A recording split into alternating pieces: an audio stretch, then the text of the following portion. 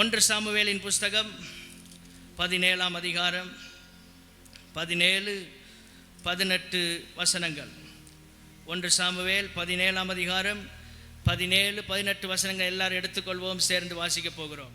ஈசாய் தன் குமாரனாகிய தாவீதை நோக்கி, உன் சகோதரருக்கு இந்த ஒரு மரக்கால் வறுத்த பயிற்றையும் இந்த 10 அப்பங்களையும் எடுத்துக்கொண்டு பாளையத்தில் இருக்கிற உன் சகோதரரிடத்தில் ஓட்டமாய் போய் இந்த 10 பால் கட்டிகளை 1000 பேருக்கு அதிபதியானவன் இடத்தில் கொடுத்து, உன் சகோதரர் சுகமாய் இருக்கிறார்களா என்று விசாரித்து அவர்களிடத்தில் அடையாளம் வாங்கி கொண்டு வா என்றான். கடைசி பகுதியை மீண்டும் 2 விசை சேர்ந்து வாசிக்க அன்பாய் கேட்கிறேன். அவர்களிடத்தில் அடையாளம் வாங்கி கொண்டு வா என்றான். அவர்களிடத்தில் அடையாளம் வாங்கி கொண்டு வா என்றான். பரலோக தகப்பனே, உம்முடைய நாமத்தினால் நாங்கள் இன்றைக்கு ஒரே சபையாய் இணைந்து உம்மை ஆராதிக்க, முழு சபையாய் உமக்கு நன்றி செலுத்த, உம்முடைய வார்த்தைகளை கேட்க நாங்கள் கூடி வந்திருக்கிறோம். ஆராதிக்க கிருபை தந்தீர், உமக்கென்று விதைக்க கிருபை தந்தீர். ஆண்டவரே, உம்முடைய வசனங்களை கேட்கிற பாக்கியத்தை தாரும். கேட்கிறவர்களாய் அல்ல, கேட்கிறவர்களாய் மாத்திரம் அல்ல, அதன்படி செய்ய எங்களுக்கு உதவி செய்யும். கர்த்தருடைய அனுக்கிரகம் எங்களோடு இருக்க நாங்கள் ஜெபம் பண்ணுகிறோம். எல்லா மகிமையும் நாங்கள் உமக்கு செலுத்துகிறோம். எல்லாருடைய இருதயங்களும் திறக்கப்பட நான் ஜெபிக்கிறேன். வசனத்துக்கு நேராய் திரும்புவார்களாக. எந்த கவன சிதறல்களும் வராமல் காத்துக்கொள்ளும். தேவையற்ற எண்ணங்கள் சிந்தையில் வராதபடி கிறிஸ்து இயேசுவுக்குள் எல்லா சிந்தனைகளும் வார்த்தைக்கு நேராய், உம்முடைய வசனத்துக்கு நேராய் திரும்ப நாங்கள் ஜெபம் பண்ணுகிறோம். இயேசுவின் நாமத்தில் பிதாவே, ஆமென். ஹல்லேலூயா. கர்த்தர் உங்களை ஆசீர்வதிப்பாராக. ஒவ்வொரு வாரம் ஞாயிற்றுக்கிழமையும் நீங்கள் வரும்போது தயவு செய்து முடிந்தால்னு சொல்லக்கூடாது, தயவு செய்து ஆலயத்துக்கு வரும்போது எப்பொழுதும் ஒரு பைபிள், ஒரு நோட், ஒரு பென் கொண்டு வர உங்களை அன்பாய் உற்சாகப்படுத்துகிறோம். ஆண்டோடைய வார்த்தையை குறிப்பிடுங்க. கர்த்தர் பேசுகிற வார்த்தைகள் உங்களுக்கு ஆசீர்வாதமாக இருக்கும். குறிப்பெடுக்கும் போது என்றைக்கும் அது மறக்காது. என்னதான் யூடியூப்லெல்லாம் அந்த பிரசங்கங்கள் இருந்தாலும் நீங்கள் குறிப்பெடுத்து தியானிப்பது ஒரு தனி ஆசீர்வாதம். அதை செய்கிறவர்களுக்கு அந்த ஆசீர்வாதத்தின் மேன்மையை உணர முடியும். ஆகவே வருகிற நாட்களிலே நீங்கள் எல்லாரும் இதை செய்ய உங்களை மிகுந்த மனத்தாழ்மையோடு கேட்டுக்கொள்கிறேன். கர்த்தர் உங்களை ஆசீர்வதிப்பாராக. அவர்களிடத்தில் அடையாளம் வாங்கி கொண்டு வா. ஈசாய் தன்னுடைய மகனாகிய தாவீதை தன்னுடைய பிள்ளைகளை பார்த்து நலம் விசாரிப்பதற்கும் அவர்களுக்கு தேவையானதை கொடுக்கவும் அவனை அனுப்புகிறான். ஈசாயின் 3 பிள்ளைகள் யுத்தத்துக்கு போயிருந்தார்கள் சவுல் ராஜாவோடு கூட. 1 சாமுவேல் 17ஆம் அதிகாரம் 13ஆம் வசனத்தில் சொல்லப்பட்டிருக்கிறது. எலியாப், அபினதாப், சம்மா 3 பிள்ளைகள் யுத்தத்தில் இருக்கிறார்கள். சவுலோடு கூட யுத்தம் செய்வதற்கு, பெலிஸ்தியர்களை எதிர்ப்பதற்காக அவர்கள் போயிருக்கிறார்கள். அவர்களுடைய நலனை விசாரித்து வருவதற்காக ஈசாய் தாவீதை அனுப்புகிறான். தாவீது குடும்பத்தில் கடைசி குமாரன். அடையாளம் வாங்கி வர வேண்டியவன் யார்? இந்த தாவீது. இவன் எப்படிப்பட்டவன்? ஒரு ஆடு மேய்ப்பன், ஒரு சாதாரண மனுஷன், ஆனால் உண்மையுள்ள மனுஷன். ஹல்லேலூயா. அதைத்தான் 20ஆம் வசனத்திலே நாம் வாசிக்கிறோம். அதிகாலையில் எழுந்து ஆடுகளை காவலாளி வசமாய் விட்டு போகிறான். ஆடுகளை அனாதையாக விட்டு போகவில்லை. காவலாளியை பொறுப்பாக நியமித்து ஆடுகளை பாதுகாப்பதற்கும் பராமரிப்பதற்கும் அவன் காவலாளிகளை கையிலே ஒப்பு கொடுக்கிறான். இது தாவீது உண்மையுள்ளவன் என்பதற்கான ஒரு எடுத்துக்காட்டு. நம்முடைய இரட்சகராகிய இயேசு கிறிஸ்துவும் நம்மை இந்த பூமியில் அவர் அனாதையாக விட்டு போகவில்லை. சபையை ஏற்படுத்தி, சபையின் மெய்ப்பர்களை ஏற்படுத்தி அவர்களிடத்திலே ஆடுகளை ஒப்பு கொடுத்து போயிருக்கிறார். பிரதான மெய்ப்பன் திரும்பி வரப்போகிறார். அவர் உண்மையுள்ளவர். ஹல்லேலூயா, ஸ்தோத்திரம். அந்த சமாரியன் சத்திரக்காரனிடத்திலே குற்றுயிராய் விடப்பட்டவனை கொண்டு போய் ஒப்படைத்து விட்டு திரும்பி வருவேன் என்று சொல்லி போகிறான். அவன் உண்மையுள்ளவன். ஸ்தோத்திரம். ஆடுகளின் மேல் கரிசனை உள்ளவர் பிரதான மேய்ப்பர். இந்த பூமியிலே நீங்களும் நானும் சிதறடிக்கப்பட்ட ஆடுகளாய் இருந்தோம். இன்றைக்கு மந்தைக்குள் சேர்க்கப்பட்ட, சபைக்குள் சேர்க்கப்பட்ட ஆடாய் இருக்கிறோம். நம்மை பராமரிக்க, பாதுகாக்க ஆண்டவர் காவலாளி போல ஊழியக்காரர்களை இந்த சபையிலே வைத்திருக்கிறார். கரங்களை உயர்த்தி ஒரு அல்லேலூயா சொல்லலாமா? உங்களுக்கு ஜெபம் பண்ண, உங்களுக்கு ஆலோசனை கொடுக்க, உங்களை வழிநடத்த ஊழியர்களை கர்த்தர் ஏற்படுத்தி வைத்திருக்கிறார். இப்படி இருந்த தாவீது அவன் நேரடியாக எங்கே போகிறான்? ரதங்கள் இருக்கிற இடத்திற்கு வந்தான் என்று 20ஆம் வசனம் சொல்லுகிறது. அடையாளம் வாங்கி கொண்டு வர வேண்டியவன் தாவீது. அவனுக்கு கொடுக்கப்பட்ட வேலை அதுதான். கொடுத்ததை கொண்டு ஒப்படைக்க வேண்டும், அடையாளத்தை வாங்கி கொண்டு வர வேண்டும். இதற்காகத்தான் தாவீது ஈசாயின் மூலமாக அனுப்பப்படுகிறான். ஸ்தோத்திரம். NLT என்கிற டிரான்ஸ்லேஷனில் வாசிக்கும் போது ஸ்தோத்திரம், இங்கே தமிழ் அடையாளம் என்று சொல்லப்பட்டிருக்கிறது, அங்கே ரிப்போர்ட் என்று சொல்லப்பட்டிருக்கிறது. And give these 10 cuts of cheese to their captain. See how your brothers are getting along and bring back a report on how they are doing. ஒரு ரிப்போர்ட், என்ன நடக்குது, என்ன செய்கிறாங்க, அதை குறித்து அறிய விரும்புகிறான். NIV என்கிற டிரான்ஸ்லேஷனில் அஷ்யூரன்ஸ் என்று சொல்லப்பட்டிருக்கிறது.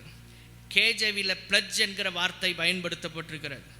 ஆனால் தமிழ் பைபிளில் கொஞ்சம் ரொம்ப சுவாரஸ்யமாக அடையாளம் என்கிற வார்த்தை இந்த இடத்திற்கு பொருந்தக்கூடிய வகையில் இருக்கிறது. நீங்கள் எல்லாத்தையும் வாசித்து பாருங்கள். அடையாளம் என்கிற வார்த்தை மிக இந்த இடத்திற்கு நேர்த்தியாக பொருந்தக்கூடியது. தமிழ் பைபிளில் இந்த சூழ்நிலைக்கு பொருந்தக்கூடிய ஒரு வார்த்தை இங்கே சொல்லப்பட்டிருக்கிறது. அடையாளத்தை வாங்கி கொண்டு வா. அடையாளங்கள் ஏதோ ஒன்றை நமக்கு உணர்த்துகிறது. அடையாளம் ஈசாய்க்கு தன் பிள்ளைகள் நன்றாக இருக்கிறார்கள் என்பதை அறிய வைக்கிறது. என் பிள்ளைகளுக்கு எந்த ஆபத்தும் இல்லை, பத்திரமா இருக்கிறாங்க, நேர்த்தியா இருக்கிறாங்க, சந்தோஷமா இருக்கிறாங்க என்பதை அறிவதற்காக அடையாளத்தை கேட்கிறான். ஸ்தோத்திரம். நம்முடைய எதிர்பார்ப்புகளையும் நம்பிக்கையையும் உறுதிப்படுத்தும் வண்ணமாக அடையாளம் இருக்கிறது. எதையோ எதிர்பார்க்கிறோம், ஒரு ஆசீர்வாதத்தை. ஆண்டவரிடத்தில் என்ன கேட்கிறோம்? ஒரு அடையாளத்தை காண்பியும் ஆண்டவரே. இன்னைக்கு எத்தனை பேர் ஜெபிக்க போறீங்க? ஆண்டவரே எங்களுக்கு ஒரு அடையாளத்தை காட்டும் அப்பா. எல்லாரும் ஒரு அல்லேலூயா சொல்லலாமா? அடையாளத்தை கேட்பது தவறல்ல. நம்முடைய எதிர்பார்ப்புகள், நம்முடைய நம்பிக்கை, இவைகள் உறுதிப்படுவதற்கு கர்த்தரிடத்திலிருந்து நமக்கு ஒரு அடையாளம் தேவைப்படுகிறது.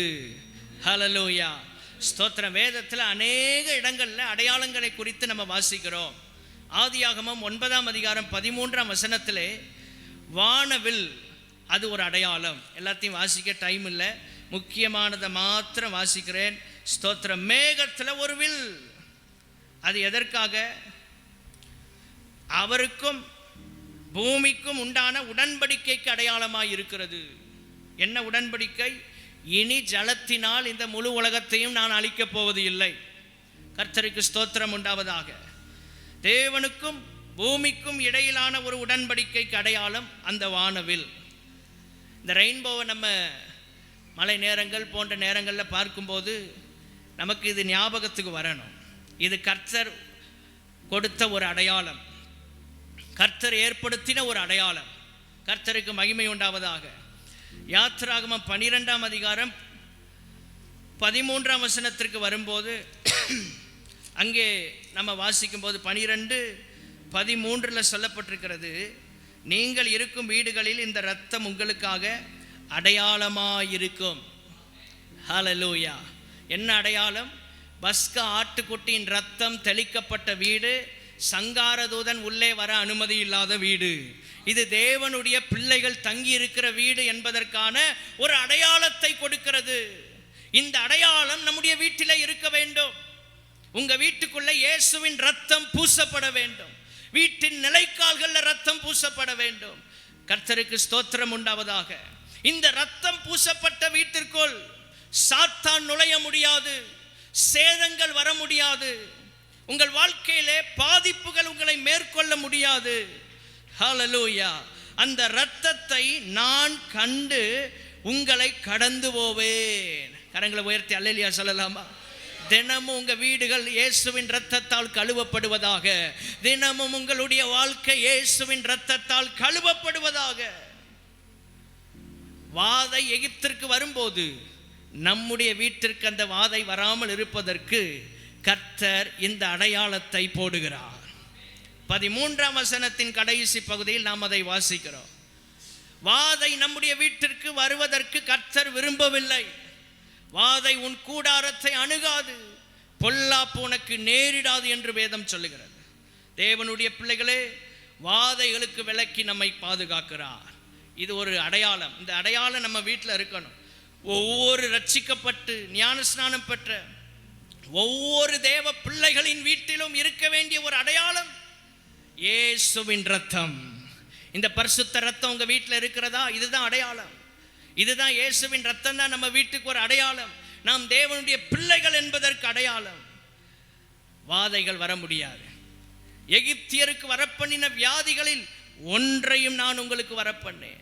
நானே உன் பரிகாரியாகிய கர்த்தர். எல்லாரும் சொல்லுங்க, நானே உன் பரிகாரியாகிய கர்த்தர் என்று கர்த்தர் சொல்லுகிறார். அவர் சொல்லுகிறார். ஹல்லேலூயா. மத்தேயு 24ஆம் அதிகாரம் 3ஆம் வசனம், லூக்கா 21ஆம் அதிகாரம் 7ஆம் வசனத்தில் சீசர்கள் இயேசுவினிடத்தில் வந்து உலகத்தின் முடிவிற்கும் உம்முடைய வருகைக்குமான அடையாளம் என்ன? அடையாளத்தை கேட்கிறாங்க. அடையாளத்தை சொல்லுங்கப்பா. உலகத்தின் முடிவுக்கும் உம்முடைய வருகைக்குமான அடையாளம் என்ன? இன்றைக்கு அன்று இயேசு சொன்ன அடையாளங்கள் எல்லாம் இன்றைக்கு நம்முடைய கண்களுக்கு முன்பாக நிறைவேறி கொண்டிருக்கிறது. அவர் சொன்ன அடையாளங்கள் எல்லாம் நம்முடைய கண்களுக்கு முன்பாக நிறைவேறி கொண்டிருக்கிறது. கடைசி நாட்களில் மனுஷருடைய அன்பு தணிந்து போகும். அக்கிரமம் மிகுதியாவதினால் அநேகருடைய அன்பு தணிந்து போகும். மத்தேயு 24:12 லேசா முக்கியமானது அப்படி சொல்லி வர்றேன். நீங்க வீட்டில் போய் தியானம் பண்ணுங்க. யுத்தங்கள் நடைபெறும். தேசத்திற்கு தேசம் மாத்திரமல்ல, குடும்பத்திற்குள் யுத்தங்கள், தனிப்பட்ட வாழ்க்கையில யுத்தங்கள், மனதில் செய்கிற யுத்தங்கள், சிந்தனை ஒரு யுத்த களமாய் மாறும். மாம்சத்திற்கும் ஆவிக்கும் நடக்கிற யுத்தம். அதான் ரோமர்ல வாசிக்கிறோம். மாம்ச சிந்தை, ஆவியின் சிந்தை, யுத்தங்கள் நடைபெறும். எச்சரிக்கையா இருக்க வேண்டும். உடனே முடிவு வரும் நினைக்கிறீங்களா? உடனே முடிவு வராது. ராஜ்யங்களுக்கு விரோதமா ராஜ்யம், பஞ்சங்கள், கொள்ளை நோய்கள் இதெல்லாம் வந்து கொண்டே இருக்கிறது. இதெல்லாம் அடையாளங்கள். இதெல்லாம் அடையாளம்.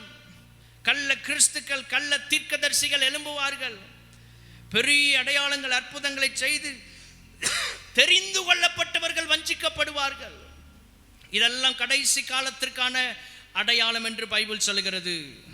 தேவனுடைய பிள்ளைகளே, இந்த அடையாளங்களை எல்லாம் பார்க்கும்போது, இதையெல்லாம் நிறைவேறுதலை நாம் பார்க்கும்போது, இயேசு சீக்கிரம் வருகிறார், இயேசு சீக்கிரம் வருகிறார், அவரை சந்திக்க நாம் ஆயத்தப்பட வேண்டும் என்கிற ஒரு வாஞ்சை நமக்குள் எழும்ப வேண்டும். நல்ல வாஞ்சையோடு ஒரு அல்லேலூயா சொல்லலாமா? ஸ்தோத்திர. வாஞ்சையோடு உற்சாகமா கர்த்தருடைய வார்த்தையை கேட்க உங்களை அன்போடு கேட்டுக்கொள்கிறேன். மார்க்கு 16ஆம் அதிகாரம் 20ஆம் வசனத்திலே கர்த்தர் அவர்களுடனே கூட கிரியையை நடப்பித்து அவர்களால் நடந்த அடையாளங்களினாலே வசனத்தை உறுதிப்படுத்தினார். ஒரு ஆமென் சொல்லுங்க. வசனத்தை உறுதிப்படுத்தினார். அடையாளங்கள் கர்த்தருடைய வசனத்தை உறுதிப்படுத்துகிறது. ஆதி அப்போஸ்தலர் நாட்களிலே அநேக அற்புதங்களை கர்த்தர் செய்து, அடையாளங்களை செய்து தம்முடைய வசனத்தை உறுதிப்படுத்தினார். இன்னைக்கு இந்த அற்புதங்கள், அடையாளங்கள் எல்லாம் இயேசு உயிரோடு இருக்கிறார் என்பதை உறுதிப்படுத்துகிறது. இயேசு நமக்காக பிதாவின் வலது பார்சத்திலே பரிந்து பேசிக் கொண்டிருக்கிறார் என்பதை உறுதிப்படுத்துகிறது. வேதத்திலே எச்சரிப்பின் அடையாளமாக அநேக காரியங்களும் எழுதப்பட்டிருக்கிறது. தவறான காரியங்களை செய்தபடியால் அடையாளங்களாக மாறி போனார்கள். என்னாகும் 26:10 இருக்கிறது. கோராகின் கூட்டம் உயிரோடு பூமியில இறங்கினது. லோத்தின் மனைவி உப்பு தூணாக மாறினார். இப்படி சில அடையாளங்கள் வேதத்திலே எழுதப்பட்டிருக்கிறது.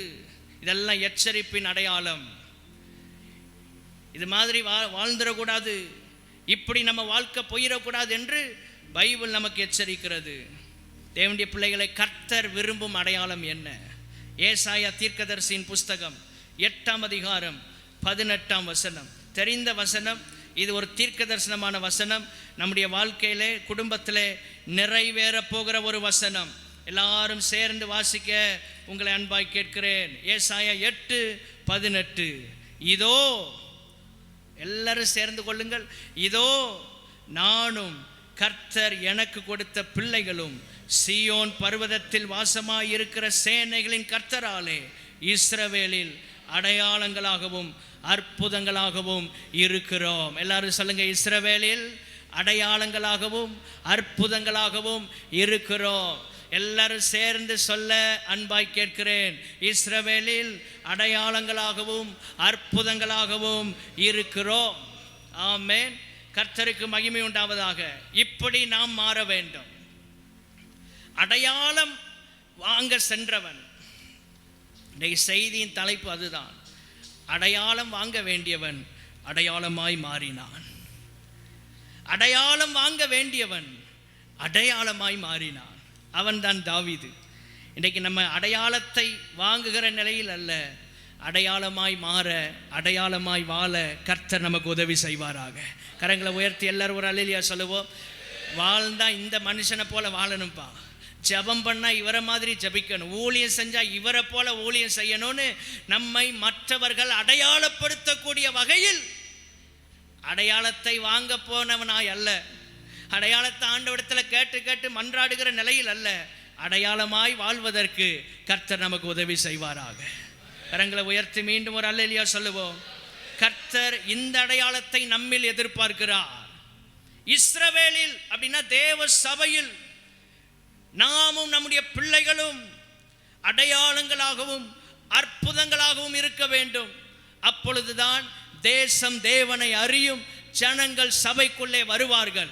சபைக்குள்ளே நாம் எப்படி இருக்க வேண்டும்? அடையாளங்களாகவும் அற்புதங்களாகவும் வாழ்வதற்கு கர்த்தர் நமக்கு உதவி செய்வாராக.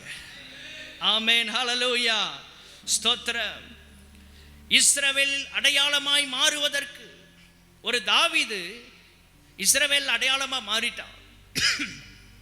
அதற்கு முன்பாக அவனை யாருக்கும் தெரியாது, யாருக்கும் தெரியாது. அடையாளம் வாங்க வேண்டியவன் அடையாளமாய் மாறிவிட்டான். ஸ்தோத்திரம். இஸ்ரவேல் அடையாளமாய் மாறுவதற்கு தாவீதின் இடத்திலிருந்து, இந்த வேத பகுதியிலிருந்து ஒரு 7 குறிப்புகளை தியானித்து நாம் ஜபிக்க போகிறோம். எல்லாரும் 1 சாமுவேல் 17ஆம் அதிகாரத்திற்கு நேராய் உங்கள் கவனத்தை திருப்பிக் கொள்ள அன்பாய் கேட்கிறேன். நாமும் அடையாளங்களாய் மாறுவதற்கு என்ன செய்ய போகிறோம்? முதல் குறிப்பு 1 சாமுவேல் 17:20. அதன் கடைசி பகுதிக்கு முன்பாக சொல்லப்பட்டிருக்கிறது, ரதங்கள் இருக்கிற இடத்திலே வந்தான். தாவீது எங்கே வருகிறான்? ரதங்கள் இருக்கிற இடத்திற்கு வருகிறான். சாதாரண இடத்துக்கு வரல. ஆட்டு மந்தையிலிருந்து யுத்த களத்திற்கு வருகிறான். இராணுவம் நிற்கிற இடத்திற்கு வருகிறான். மெய்ப்பனுக்கும் இராணுவ வீரனுக்கும் என்ன சம்பந்தம்? தேவனுடைய பிள்ளைகளே, முதல் குறிப்பு கர்த்தருடைய சரியான நடத்துதலுக்கு உட்பட்டு வாழ்வது, அல்லது உட்பட்டு வாழ்கிற அனுபவம். கர்த்தருடைய சரியான நடத்துதலுக்கு உட்பட்டு வாழ்வது. இங்க வந்தது அவன் தற்செயலா வரல, ஆவியானவர் அவனை நடத்தி கொண்டு வருகிறார். இல்லைன்னா அவன் வேற இடத்துக்கு வந்திருக்கலாம். இங்க ரதங்கள் நிற்கிற இடத்துல இவனுக்கு என்ன வேலை? சகோதரரை பார்க்க வந்தாலும் இது யுத்த நேரம். யுத்த நேரத்தில் உள்ள வர முடியாது. யுத்தம் செய்கிறவர்கள் நிற்கிற இடம். ஒரு சின்ன பையன் அவர்கள் பார்வையில், சத்துருக்கள் பார்வையிலும், இவன் சகோதரர்கள் பார்வையிலும் இவன் ஒரு சிறிய பையன். இவனுக்கு இங்கே என்ன வேலை என்று இவன் சகோதரர்களை இவனை பார்த்து கேட்கிறார்கள். தேவனுடைய பிள்ளைகளே, ரதங்கள் இருக்கிற இடத்திற்கு நீங்கள் வர வேண்டும் என்றால் ஆவியானவர் உங்களை சரியாக நடத்த வேண்டும். இது இவனுடைய யோசனையின்படி வரவில்லை. கொஞ்சம் தாமதமாக நின்று யாரையோ பார்த்து அவன் அப்படியே இதை கொடுத்துட்டு விசாரிச்சுட்டு போயிருக்கலாம். ஆனால் தற்செயலாய் வந்ததல்ல, தேவனுடைய சரியான நடத்துதல் நம்ம வாழ்க்கையில் இருக்கணும். ரூத் போவாசின் வயலுக்கு வந்தது தற்செயலாய் நிகழ்ந்த நிகழ்வல்ல, ஆவியாண்டிய நடத்துதல். எத்தனை பேர் நம்புகிறீங்க? ஆமென். இந்த சபைக்கு கர்த்தர் உங்களை கொண்டு வந்தது தற்செயலாய் வந்ததல்ல, ஆவியாண்டிய நடத்துதல். இந்த சபையிலே கர்த்தர் உங்களை ஊழியத்தில் இணைத்தது தற்செயலாய் விபத்தாய் நடந்ததல்ல, ஆவியானவரே உங்களை நடத்தி கொண்டு வந்தார். ஹல்லேலூயா, ஸ்தோத்திரம். பிலிப்புவை கந்தாக என்பவளுக்கு மந்திரியாய் இருந்தவன் ரதத்திலே ஏசாயா தீர்க்கதரிசன ஆகமத்தை வாசித்துக் கொண்டு செல்லும் போது அவன் ரதத்துக்கு நேராக பிலிப்புவை நடத்தினது, பிலிப்பு வந்தது தற்செயலான நிகழ்வு அல்ல, ஆவியாண்டிய நடத்துதல். இந்த ஆராதனைக்கு நீங்கள் வந்திருப்பது ஏதோ தற்செயலாக நடந்த நிகழ்வல்ல, யாரோ சொல்லி வந்ததல்ல, யாரோ அழைத்து வந்திருந்தாலும் கர்த்தருடைய நடத்துதல் அதற்கு பின்பாக இருக்கிறது. ஹல்லேலூயா, ஸ்தோத்திரம். உங்கள் வாழ்க்கையிலே கர்த்தர் எதையோ ஒன்றை விபத்து போல செய்கிறவர் அல்ல, அவருடைய நடத்துதலுக்கு நாம் நம்மை அர்ப்பணிக்கும் போது நம்மை சரியான இடத்துல கர்த்தர் கொண்டு போய் விடுவார். நேர்த்தியான இடங்களில் எனக்கு பங்கு கிடைத்தது, சிறப்பான சுதந்திரம் எனக்கு உண்டு. நேர்த்தியான இடம், சிறப்பான சுதந்திரம். கர்த்தர் அந்த கிருபைகளை நமக்கு தருவாராக. சங்கீதம் 16:6. நேர்த்தியான இடம் தாவீதுக்கு கிடைத்தது. ஆவியானவர் நடத்தினார்னா ஆண்டவர் நேர்த்தியான இடத்துல கொண்டு போய் நம்மளை விடுவார். 23ஆம் சங்கீதத்திலே நாம் வாசிக்கும் போது புல்லுள்ள இடங்களில் வைத்து அமர்ந்த தண்ணீர்கள் அண்டை என்னை கொண்டு போய் விடுகிறார். அமர்ந்த தண்ணீர், போராட்டம் இல்லாத வாழ்க்கை, பிரச்சனைகள் இல்லாத வாழ்க்கை, அமைதியான ஒரு கால சூழ்நிலைக்குள்ள ஆவியானவர் உங்களை கொண்டு போய் விடுகிறார். அதான் ஆவியாண்டிய நடத்துதல். இங்கே தாவீதை ரதங்கள் இருக்கிற இடத்திற்கு ஆவியானவரை நடத்தி கொண்டு வருகிறார். ஏனென்றால் இதற்கு முந்தைய அதிகாரம் 1 சாமுவேல் 16ஆம் அதிகாரத்திலே 13ஆம் வசனம் வாசிக்கும் போது தாவீதை சாமுவேல் தைல கொம்பை எடுத்து அவனை அவன் சகோதரர் நடுவில் அபிஷேகம் பண்ணினான். வேதம் சொல்கிறது, அந்நாள் முதற்கொண்டு கர்த்தருடைய ஆவியானவர் தாவீதின் மேல் வந்து இறங்கியிருந்தார். கரங்களை உயர்த்தி ஒரு அல்லேலூயா சொல்லுவோம். அபிஷேகம் பண்ண நாள்ல இருந்து தாவீது மேல ஆவியானவர் இருக்கிறார். 18ஆம் வசனம் 1 சாமுவேல் 16:18 கடைசி பகுதி, கர்த்தர் அவனோடே கூட இருக்கிறார். ஹல்லேலூயா, கர்த்தர் அவனோடே கூட இருக்கிறார். சவுலின் ஊழியக்காரங்க சொல்றாங்க, ஆவியானவர் நம்ம கூட இருப்பதை மற்றவங்க பார்ப்பாங்க, நம்ம வாழ்க்கையில பிரதிபலிக்க முடியும். ஸ்தோத்திரம். கிறிஸ்துவுக்குள் நாம் யார், நாம் நிற்க வேண்டிய இடம் எது, ஆவியானவர் கரெக்டா நடத்துவார். நீங்க கிறிஸ்துவுக்குள்ள யார் இதை அறிந்து கொள்ள வேண்டும். நான் கர்த்தருடைய பிள்ளை, நாம் நிற்க வேண்டிய இடம் செம்மையான இடத்திலே என் கால் நிற்கிறது, அது தேவ சபை. இந்த இடத்துல உங்க கால் நிற்கிறதா, ஆவியானவர் உங்களை நடத்துகிறார். ஆவியாண்டிய நடத்துதலுக்கு உட்பட்டு நீங்க வாழும்போது அடையாளமாய் மாறுவீர்கள். அடையாளம் வாங்க அடையாளத்தை வாங்க இன்றைக்கு வந்திருக்கலாம். ஆண்டவரே எனக்கு ஒரு அடையாளத்தை தாரும், எனக்கு ஒரு அற்புதத்தை செய்யும் என்று அடையாளம் வாங்கி வர வேண்டிய நீங்கள் அடையாளமாய் மாறி வீட்டிற்கு செல்ல போகிறீர்கள். ஹல்லேலூயா. அடையாளமாய் அடையாளத்தை வாங்க நீங்கள் இந்த இடத்துக்கு வந்திருக்கலாம். ஆனால் இதை விட்டு நீங்கள் இன்றைக்கு போகும்போது கர்த்தர் உங்களையே ஒரு அடையாளமாய் மாற்றி அனுப்ப போகிறார். ஹல்லேலூயா, ஸ்தோத்திரம். ஆவியாண்டிய நடத்துதலுக்கு உட்பட வேண்டும். நீரோட்டம் போகிற போக்கில் மீன் போனா பிரச்சனையே இல்லை. நீரோட்டம் போகிற போக்கில் நம்ம போகணும். அந்த நீரோட்டத்துக்கு எதிர்நீச்சல் அடித்து வரும்போது நம்முடைய பலன், நம்முடைய சரீரத்தில் இருக்கிற எனர்ஜி எல்லாம் வேஸ்டா போகும். நீச்சல் அடிக்கும்போது அந்த தண்ணியின் நீரோட்டம் எங்க இருக்கோ அந்த திசையில நம்ம நீந்தும் போது நம்ம பலன் குறைவாக செலவழியும்.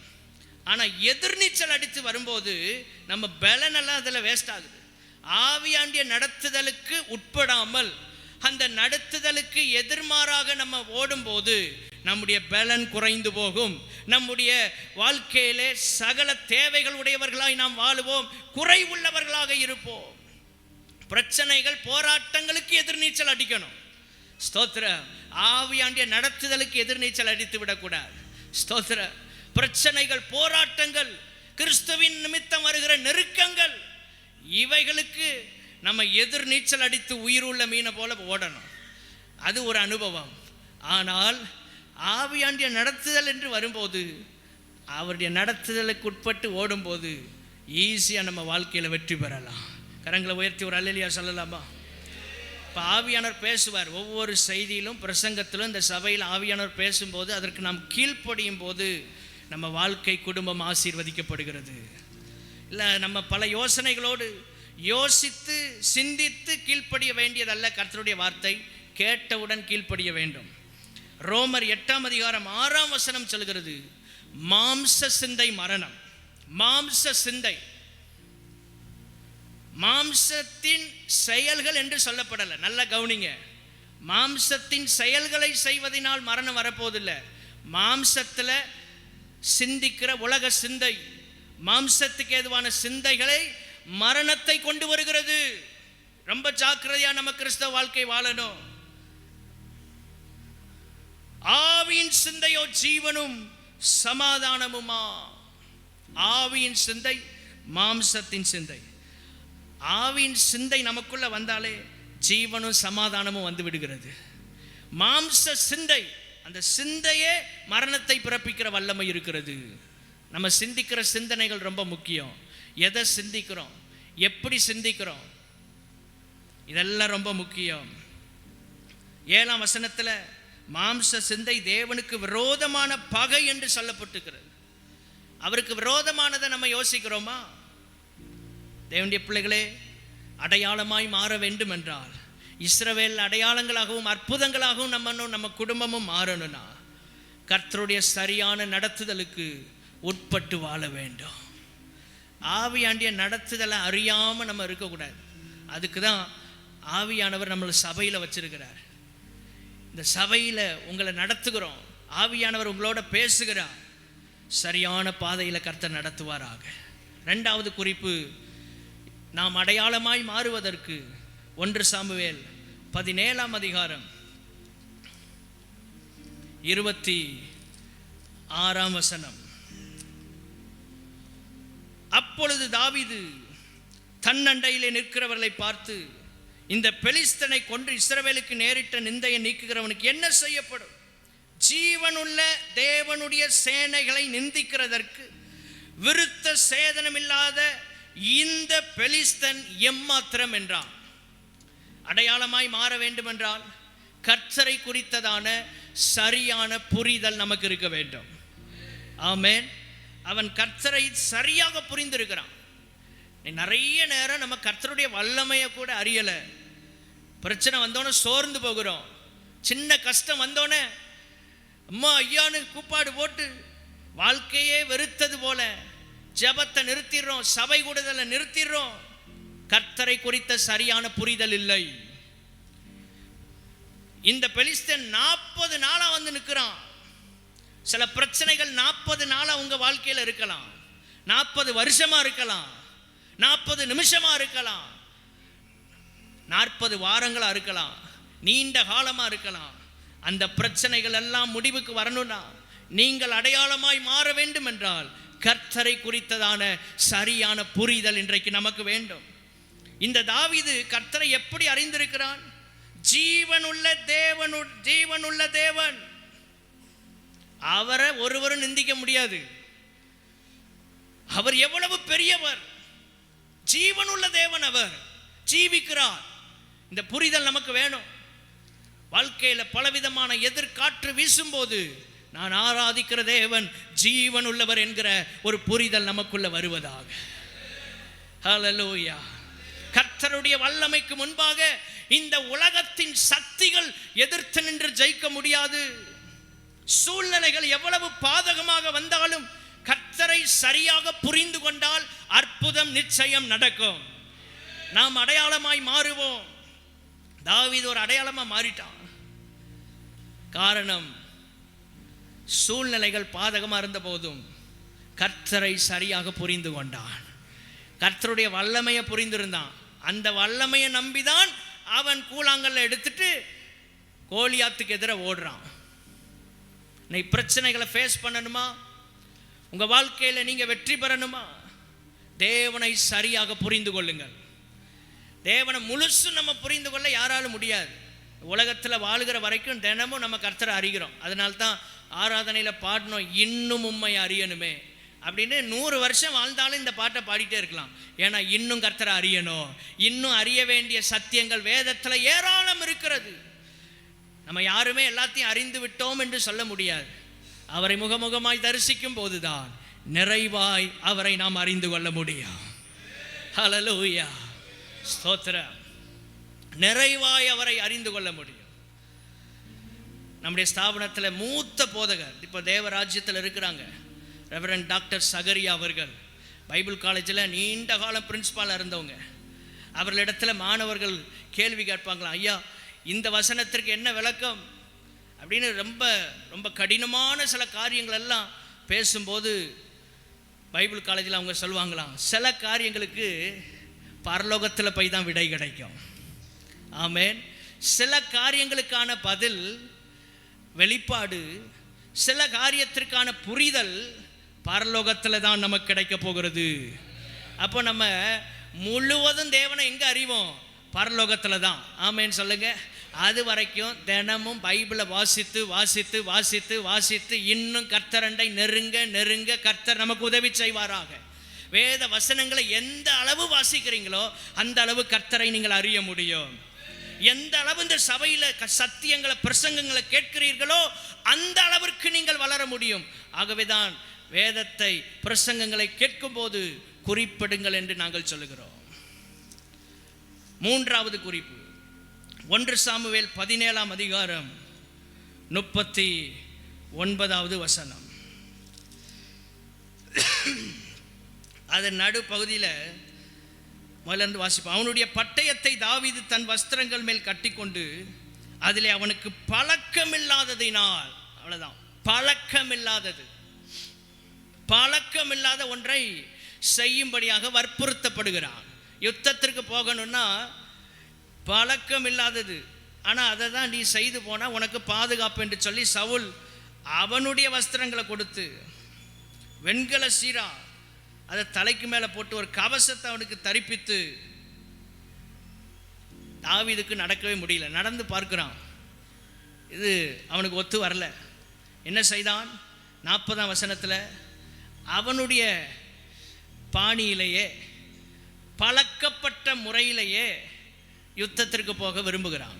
3வது குறிப்பு பழக்கப்பட்ட முறையை பயன்படுத்துவது. ஸ்தோத்திரம். சில நேரங்களில் கர்த்தர் புதிய யுக்திகளையும் தருவார், சில நேரங்களில் பழக்கப்பட்ட நிலையிலேயே கர்த்தர் நம்மளை நடத்துவார். இந்த 2 அனுபவங்களையும் புரிந்து கொள்ளணும்.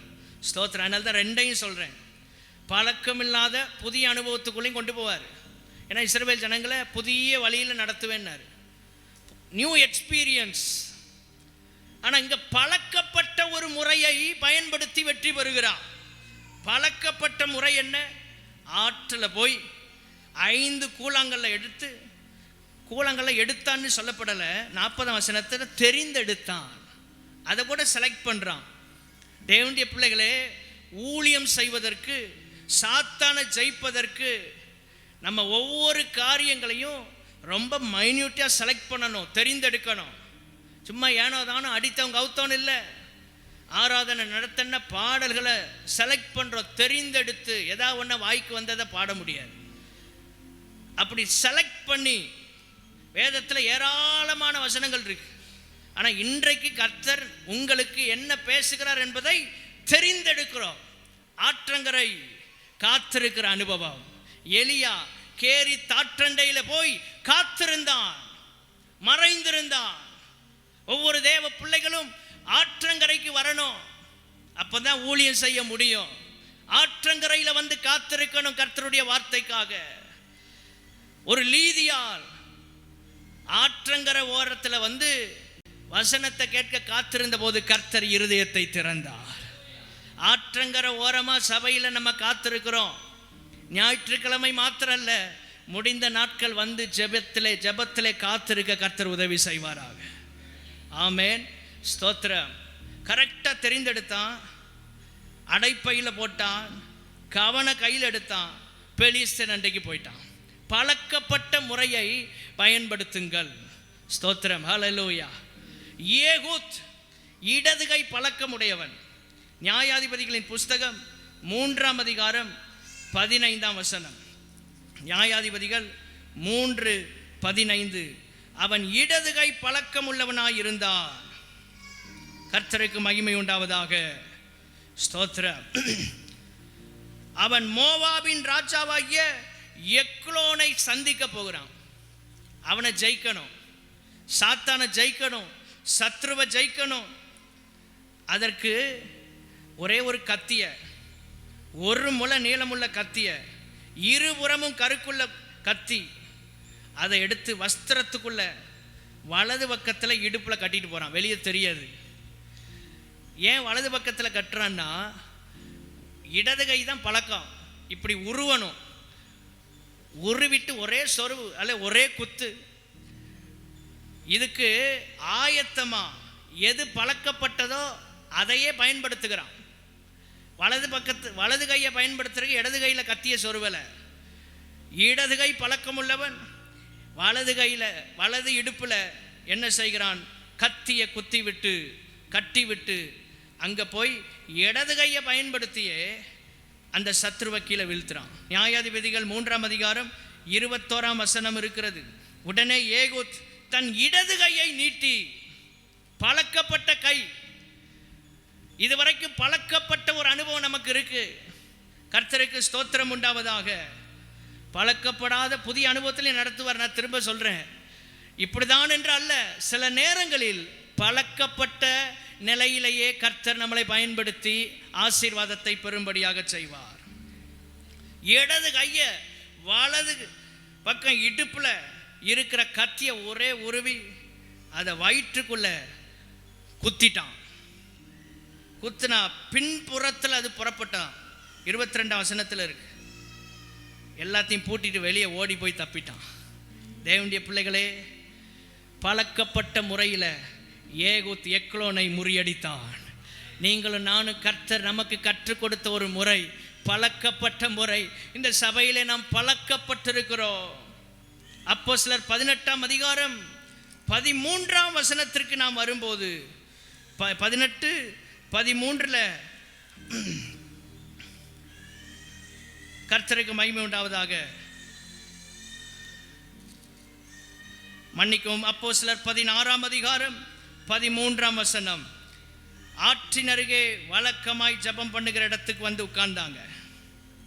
இரத்தாம்பரம் விற்கிறவள், தேவனை வணங்குகிறவள் லீதியால் பழக்கப்பட்ட இடத்துல சபை கூடியது. ஒவ்வொரு ஞாயிற்றுக்கிழமையும் பழக்கப்பட்ட இந்த இடத்துல வந்து நீங்க கூடும்போது கர்த்தர் இருதயங்களை திறப்பார். வலது கையை வைத்து ஒரு அல்லேலூயா சொல்லலாமா? ஸ்தோத்திர. ஞாயிற்றுக்கிழமை சபை கூடும் நாள். வேற காரியங்களுக்கு முக்கியத்துவம் இல்லை. பழக்கப்பட்ட இந்த சபையில கர்த்தரை ஆராதிக்கும் போது கர்த்தர் நம்மை ஆசீர்வதிக்கிறார். லீதியாளின் இருதயம் திறக்கப்பட்டது. அன்றைக்கே அவளும் அவள் வீட்டாரும் ஞான ஸ்நானம் பெற்றாங்க. சபை பழக்கப்பட்ட இடத்தில் கூடியது. இவள் ரட்சிக்கப்பட்ட பிற்பாடு புதிய இடத்திற்கு வருகிறது. லீதியாளின் வீடு. பழக்கப்பட்ட இடத்துல வைத்து ஆராதிக்க வைத்தவர் அங்கே ரட்சிப்பையும் கிறிஸ்துவுக்குள் ஞான ஸ்நானத்தையும் இவர்கள் பெறுவதற்கு உதவி செய்து பழக்கமில்லாத ஒரு புதிய இடத்திற்குள்ள சபையை கொண்டு போறார். நம்முடைய ஆண்டவர் நம்மை பழக்கப்பட்ட நிலையிலும் பயன்படுத்துவார், பழக்கமில்லாத புதிய நிலையிலும் பயன்படுத்துவார். நம்புகிறவர்கள் ஒரு அல்லேலூயா சொல்லலாமா? ஆவியானவர் எப்படி நடத்துகிறாரோ. தானியேலின் புஸ்தகம் 6ஆம் அதிகாரம் 10ஆம் வசனம். பழக்கப்பட்ட விதத்தில் ஜபிக்கிற அனுபவம்.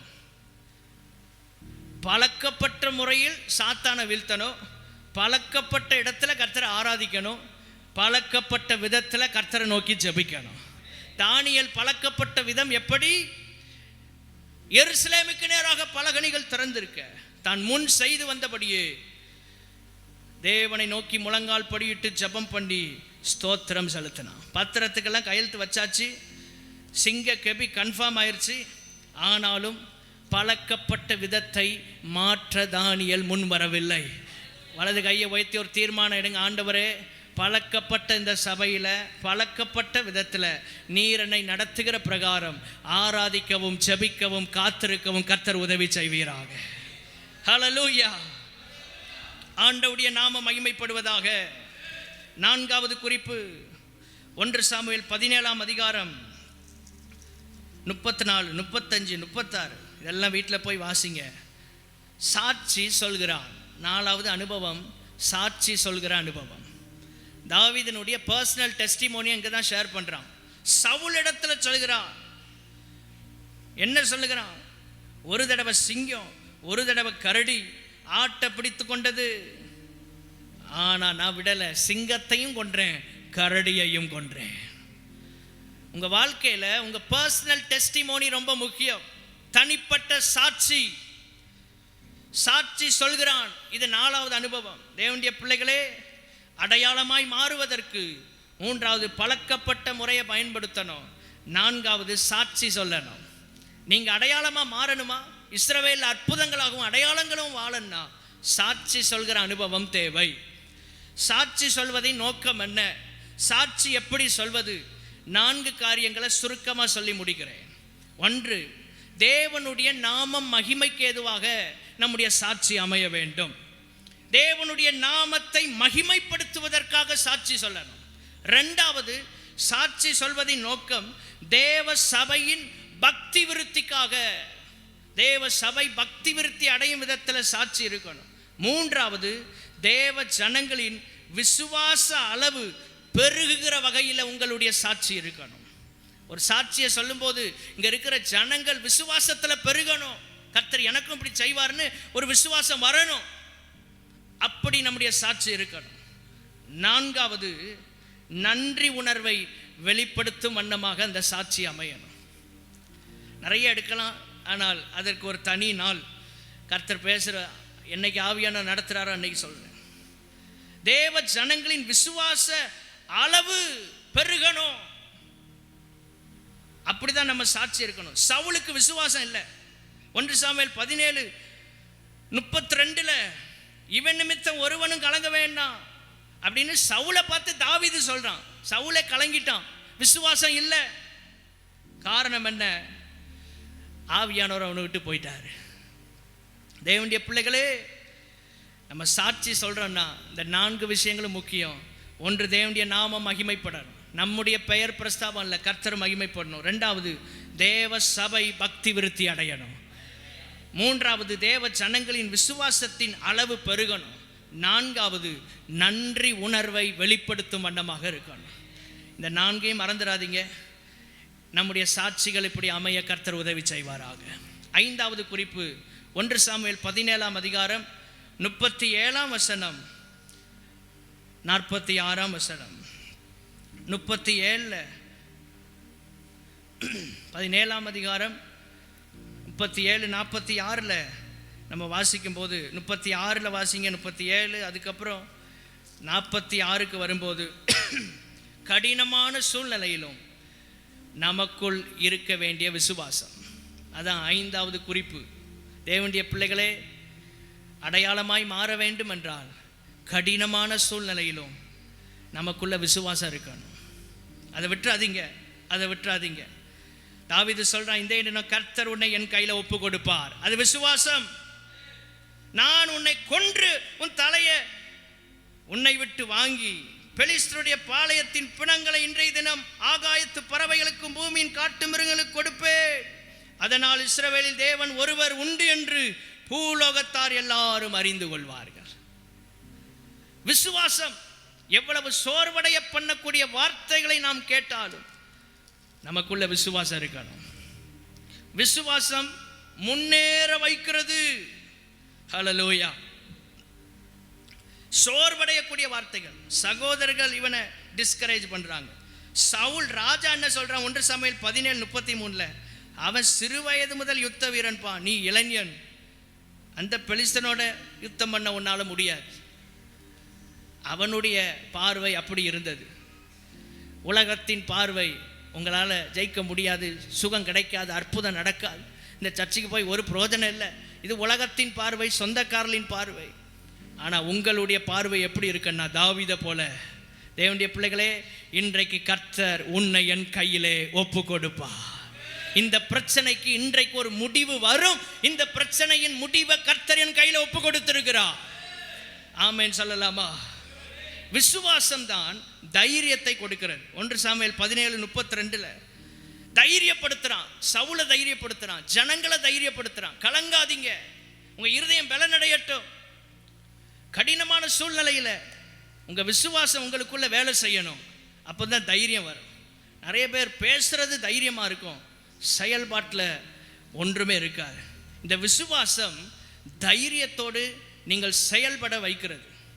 6வது குறிப்பு, 1 சாமுவேல் 17 8 40 உங்களில் ஒருவனை தெரிந்து கொள்ளுங்கள், அவன் என்னிடத்தில் வரட்டும். கடைசி பகுதி, உங்களில் ஒருவனை தெரிந்து கொள்ளுங்கள், அவன் என்னிடத்தில் வரட்டும். 40 நம்ம வாசிக்கிறோம், தடியை கையில் பிடித்து கொண்டு அந்த பெலிஸ்தீன் இடத்துக்கு 5 கூழாங்கல் எடுத்து அடைப்பையில் போட்டுட்டு தாவீது போனான். 6வது, சவால்களை சந்திக்கிற அபிஷேகம். அதுக்கு தான் அபிஷேகம். அடையாளமாய் மாற வேண்டுமா? சவால்களை சந்திக்கிறதுக்கு முன்னால் வாங்க. யோசிக்காதீங்க. அடையாளமாக மாறன்னா சாத்தானின் சவால்களை சந்திக்க வரணும். ஏன் சவுலால் இந்த சவாலை சந்திக்க முடியல? 1 சாமுவேல் 15 பின்வாங்கி போனான். 1 சாமுவேல் 16 அபிஷேகத்தை இழந்து போனான்.